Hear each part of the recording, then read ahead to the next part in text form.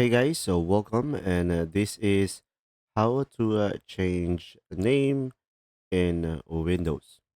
So, guys, if you want to change your name, first just simply go to your Start menu or press the Start menu or Windows icon in your Windows, and after that, you will just simply go ahead and search for Control Panel.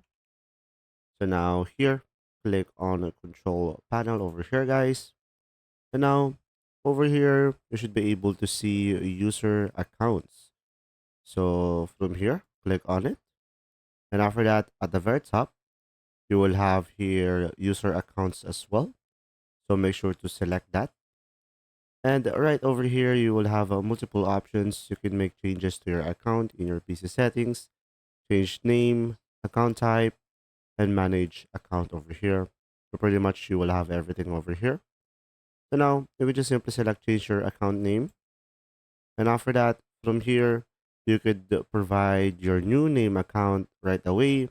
And this name will appear on the welcome screen and on the start screen.